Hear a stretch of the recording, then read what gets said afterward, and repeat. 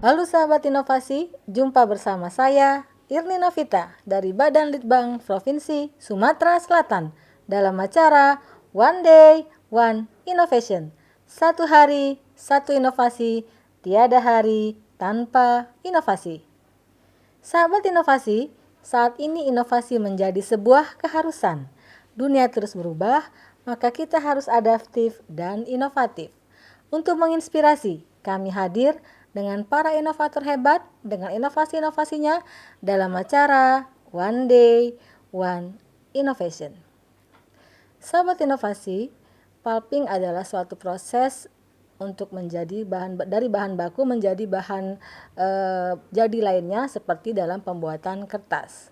Tetapi pada saat sekarang dulunya yang ketika berbicara mengenai pulping orang bisa mendapatkan dari kayu, sekarang sudah bisa diganti atau disubstitusi dengan bahan-bahan lainnya seperti tangkos kelapa sawit dan juga pelepah pisang. Nah, berbicara mengenai pulping dengan bahan pengganti lainnya, telah hadir di studio podcast kami Sari Rizky Amelia dengan judul inovasi pengaruh rasio umpan waktu pemasakan dan konsentrasi pelarut pada proses pulping campuran.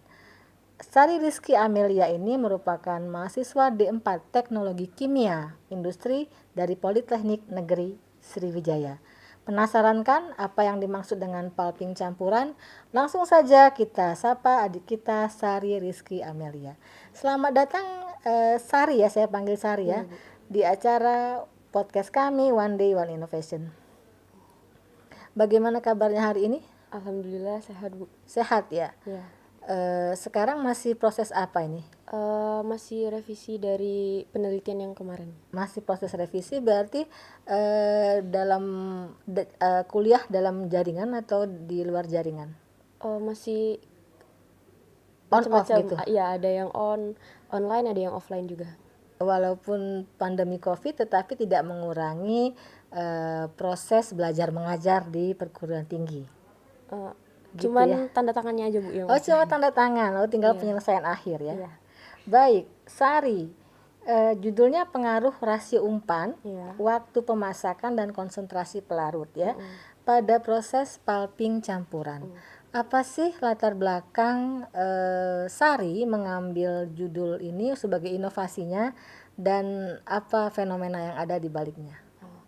Jadi seperti yang kita ketahui kan, kalau industri kelapa sawit, minyak kelapa sawit itu kan banyak limbahnya. Salah satunya tadi kan ada tandan kosong kelapa sawit. Nah, di sana itu hanya dimanfaatkan sebagai kompos ataupun hanya dibakar saja.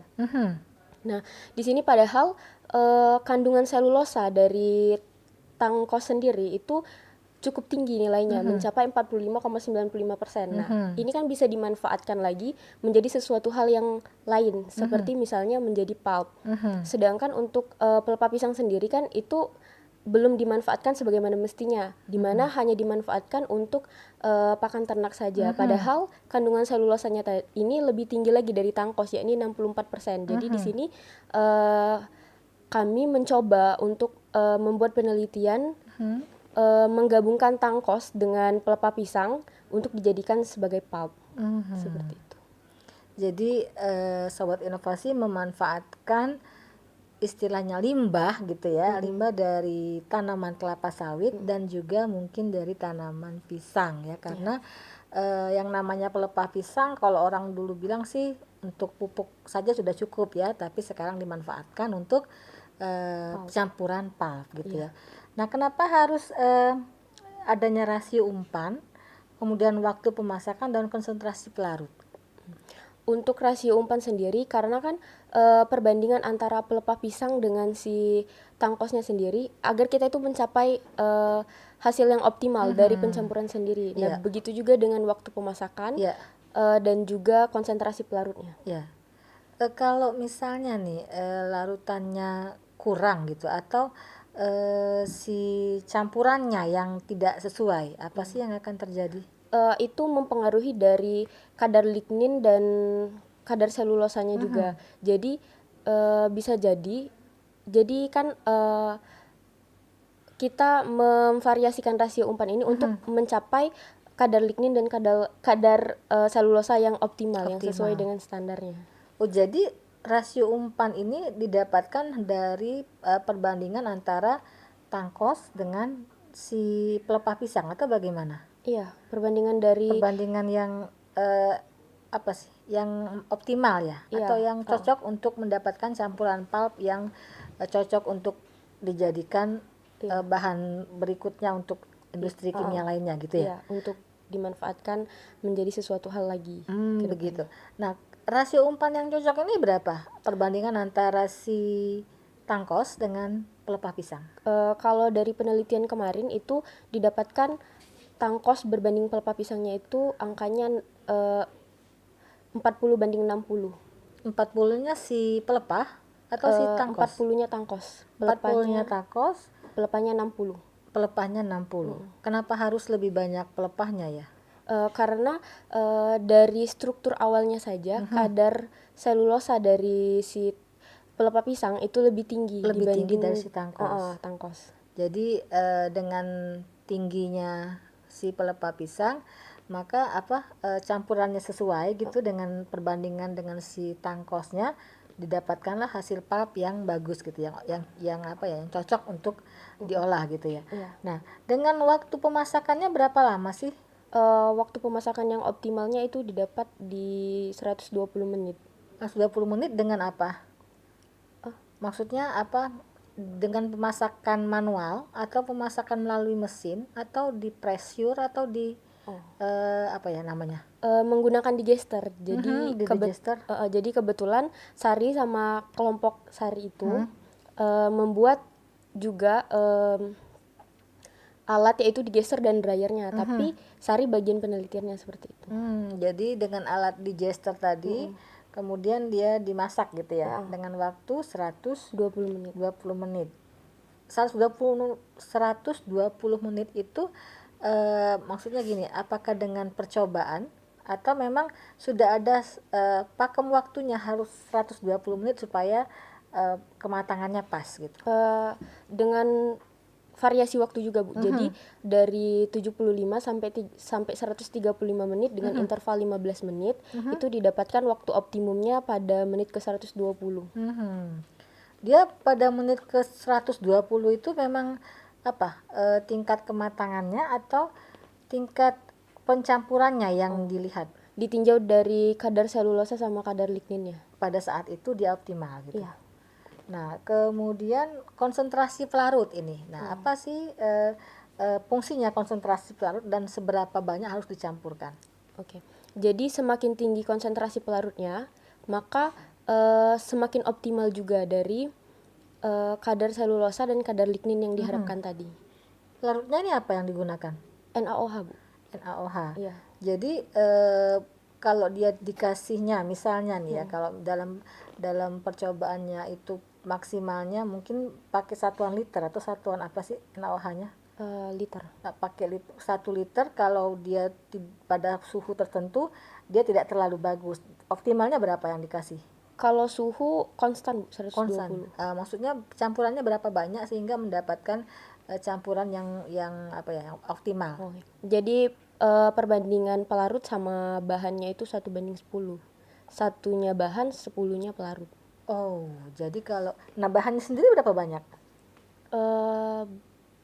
Si pelepah pisang sama si Ya, kan 40-60 tadi. Kalau misalnya si pelepah pisangnya 40 gram, berarti itunya 60 gram. Nah, itu 10 bagian pelarut gitu kan, artinya begitu. Iya. Jadi kalau misalnya si pelepah pisangnya itu 60, tangkosnya 40, maka pelarutnya tadi 4 liter, Bu. 4 liter. Ya. Hampir sebanding dengan bagian si tangkosnya gitu, 40% kan tadi. 40% tangkos, 60% pelepah dan 4 liter air gitu ya. Enggak, Bu. Jadi kan bahannya tadi, bahan banding pelarut kan 1:10. Nah, dari satu bagian ini tadi dirasiokan kembali jadi 40/60. Oh, begitu. Jadi tidak terlalu apa namanya ya mengikuti yang 40% 60%, tapi mengikuti jumlah di pelarutnya gitu ya, Iya, jumlah pelarutnya juga dipertimbangkan. dipertimbangkan. Nah, ketika jumlah pelarutnya diperbanyak, apa sih yang terjadi kepada campuran ini? Kalau misalnya semakin banyak konsentrasi pelarutnya itu, hasil yang didapatnya semakin optimal. Namun kalau misalnya konsentrasinya itu lebih tinggi lagi, maka si selulosa yang sudah didapat tadi akan terdegradasi, mempengaruhi lagi, maka nilai dari lignin dan nilai dari selulosanya tadi menurun kembali. Menurun kembali. Jadi memang sobat inovasi untuk mendapatkan campuran yang pas, pulp yang pas, juga campuran dari apa namanya bahan baku utama pembuatannya juga harus pas gitu ya, sesuai dengan hasil penelitian dari Sari. Nah, kemudian pada saat percobaan-percobaan, tentunya kan ini banyak sekali percobaan untuk mendapatkan apa ya, campuran yang pas gitu ya. Apa sih kendala-kendala utama yang dihadapi? Jadi untuk kendala yang dihadapi sendiri itu berada pada preparasi sampelnya, di mana seperti yang kita ketahui kan kalau tandan kosong kelapa sawit itu strukturnya alot, Iya. jadi susah untuk dihaluskan. Nah di sini kalau kami kemarin itu menghaluskannya itu sampai ke pagar alam, Bu. Jadi di sana yang bisa membuat Mesin iya pakai penghalus, mesin penggiling padi kalau penggiling kemarin. padi situ ya.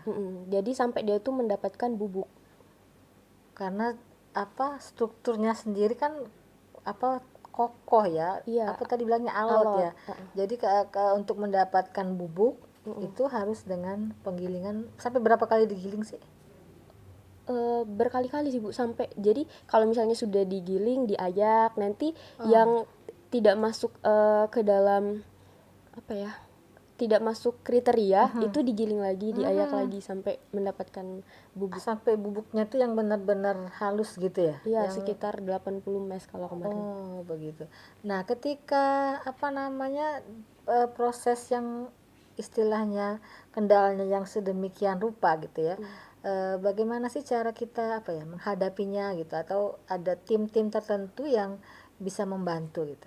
Untuk membantu dari kendala ini banyak sih pihak-pihak yang terlibat. Itu salah satunya teman yang ada di pagar alam itu, Bu, untuk mencari di mana tempat untuk bisa menghaluskan si tangkosnya sendiri. Dan memang apa namanya di Pagalam itu ada ya. Iya. Kalau di Palembang nggak ada. Di Palembang kemarin sempat ada, cuman belum tingkat kehalusannya tuh belum sesuai dengan yang diinginkan. Memang ada kriteria Iya. untuk tingkat kehalusan si tangkos supaya bisa apa namanya menjadi campuran pulp gitu ya. Iya, kalau kemarin itu sampai di 80 mes. Oh, begitu. Dan mesin yang di Pagalam tuh bisa apa namanya mengcover itu ya. Iya. Baik. Nah, percobaan-percobaan ini kan tentunya waktunya lama gitu ya. Trial dan error juga gitu ya. Berapa lama sih waktu yang dibutuhkan sampai kepada mendapatkan konsentrasi yang tepat, waktu yang tepat, rasio umpan yang tepat? Kurang lebih 3 bulan, 3 atau 4 bulan dari Maret sampai Juli. Untuk mendapatkan struktur yang tepat, Iya. campuran yang tepat untuk si pulp gitu ya. Tentunya dengan bantuan dari banyak berbagai pihak gitu ya. Nah, kesan-kesan apa yang didapatkan selama masa percobaan sampai ke mendapatkan si formula yang tepat? Untuk kesan-kesannya sendiri banyak sebenarnya. Karena kan penelitian ini dari awal sampai akhir banyak hal kan, harus menghaluskannya dulu sampai berubah menjadi pulp. Kalau rasa putus asa itu pasti ada. Kadang mau berhenti Gitu, sampai karena itu ya. Karena banyaknya mungkin apa namanya effort, usaha yang dilakukan, tetapi mungkin ketika mendapat hasil tidak sesuai gitu ya. Iya, kadang seperti itu. Tetapi tetap dijalankan. Baik.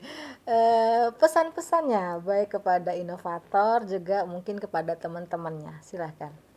Pesan-pesan kepada inovator lainnya, jangan berhenti berusaha untuk berinovasi lagi.